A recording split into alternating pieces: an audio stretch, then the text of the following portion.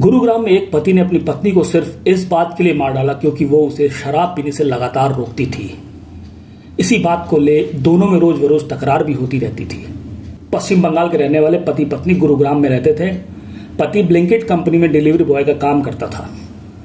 इस विवाद के कारण पत्नी नाराज होकर पश्चिम बंगाल लौट गई थी, लेकिन कुछ दिनों बाद पति बंगाल जाकर सुलह कराकर पत्नी को वापस गुरुग्राम लेकर आया था। वापस लौटने के बाद भी पति ने शराब पीने की आदत में कोई सुधार न देख पत्नी उसे लगातार वापस बंगाल चले जाने की धमकी देती रहती थी। इस शराब पीने की रंजिश पति पत्नी के जीवन में 17 अगस्त को तूफान बनकर आई। सुबह पति ने पत्नी की सोई हुई अवस्था में तकिया से गला घोंटकर हत्या कर दी।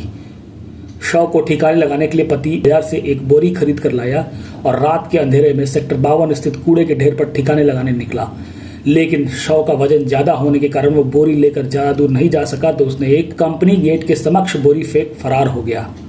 सुबह कंपनी गार्ड ने बोरी देखकर पुलिस को इसकी सूचना दी। पुलिस मौके पर पहुंच जांच पड़ताल शुरू की तो कंपनी गेट पर लगे सीसीटीवी कैमरे में पूरा वाकया कैद हो चुका था। इधर पति बिल्टू घटना को अंजाम देकर गुरुग्राम से फरार हो चुका था।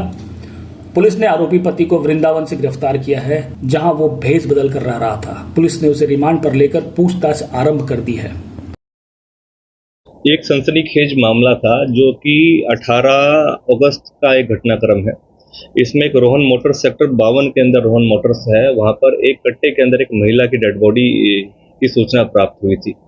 उस संबंध में जो संबंधित इलाका था और गुड़गांव के अंदर काफ़ी सनसनीखेज इस तरह की वारदात के संबंध में जो खबर फैल गई थी और सनसनी फैल गई थी, उसके ऊपर कार्रवाई करते हुए जो मृतका थी, जो एक ब्लाइंड मर्डर था, उस मृतका की पहचान करने की कोशिश करी गई। मौके पर निरीक्षण करा गया एफएसएल टीम द्वारा। संबंधित क्राइम ब्रांच की जो टीम्स हैं, पुलिस स्टेशन की टीम्स हैं सेक्टर 53 की, उनके द्वारा उसकी कार्रवाई अमल में लाई गई और मृतका की पहचान करने की कोशिश करी। कुछ दिन बाद मृतका की जब पहचान हुई, उसका पहचान के तौर पर पता चला कि एक शेफाली सरकार है, ये मालदा की रिहायशी थी और यहाँ पर अपनी फैमिली, अपने परिवार के साथ रहती थी। तो जब उसके बारे में जानकारी प्राप्त हुई तो हमारी जो क्राइम ब्रांच सेक्टर 40 की टीम है, इंचार्ज अमित द्वारा टीम गठित करी गई। मौके का निरीक्षण भी करा गया था। उस संबंध में आगामी कार्रवाई करते हुए जो शेफाली सरकार का हस्बैंड है, जिसका नाम बिल्टू सरकार है, 32 वर्षीय है, और उसके ऊपर शक गया और उसको पकड़ने में सफलता प्राप्त करी गई है।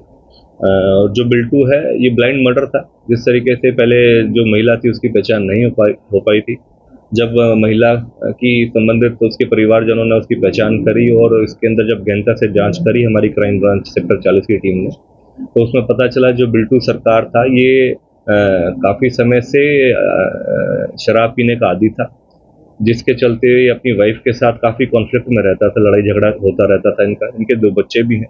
कुछ समय पहले जो शेफाली सरकार, इसकी वाइफ है, वो वेस्ट बंगाल अपने बच्चों को अपने मायके ले गई थी और कुछ दिन पहले ही वापस इसके पास यहाँ गुड़गांव में आई थी रहने के लिए। जो बिल्टू सरकार है वो ब्लिंकिट में एज ए डिलीवरी बॉय काम करता है, लेकिन ये काफ़ी समय से आदतन जो शराब पीने का आदी था और उसके चलते अपनी वाइफ के साथ काफ़ी कॉन्फ्लिक्ट में रहता था, लड़ाई झगड़ा रहता था।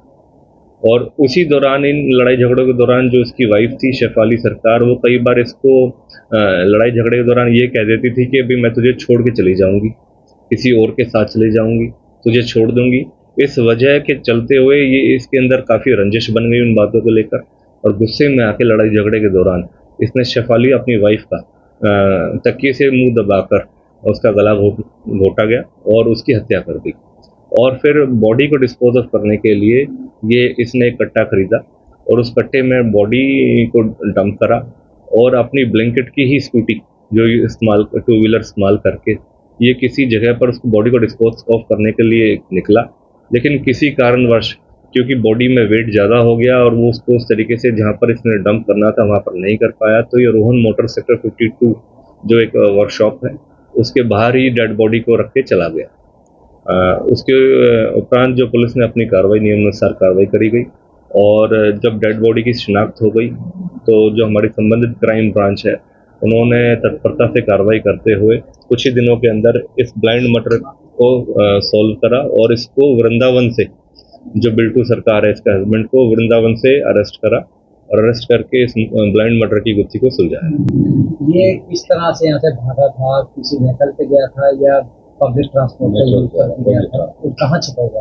पब्लिक ट्रांसपोर्ट का इसने यूज करा। जिस तरीके से जब इस घटनाक्रम को इसने अंजाम दिया, क्योंकि ये पुलिस के पास जो सूचना प्राप्त हुई 18 अगस्त को हुई, 17 अगस्त को इसने अपने घर में इसी घटनाक्रम को वारदात दिया और रात का इंतजार करा, और रात को इंतजार करके फिर इसने जो कट्टा जो इस्तेमाल करा जिसमें डेड बॉडी डिस्पोज ऑफ करी, उसके अंदर डेड बॉडी को डाला और फिर वहाँ से ले जाकर इसको डिस्पोज ऑफ करने की कोशिश करी।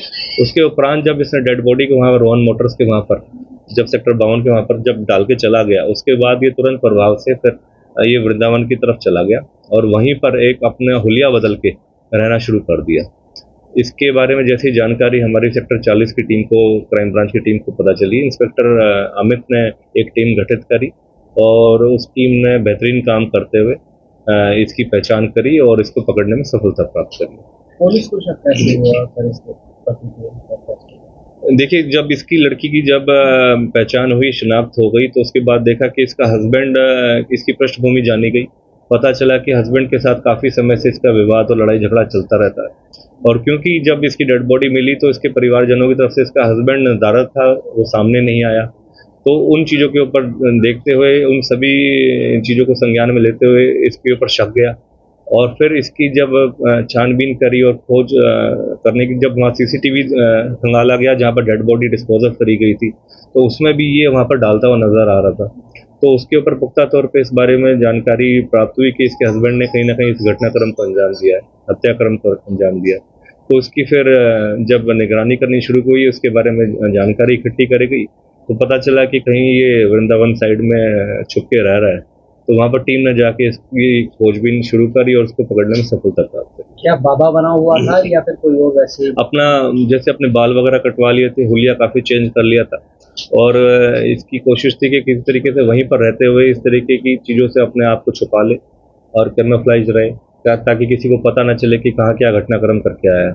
कि समय रहते हमारी क्राइम ब्रांच की टीम ने इसको पकड़ने में सफलता प्राप्त करी है। अब इसको रिमांड इसका हासिल करा जा रहा है और संबंधित के खिलाफ जो भी एविडेंसेस के तौर पर जितनी भी जानकारी है वो इकट्ठी कर जाए।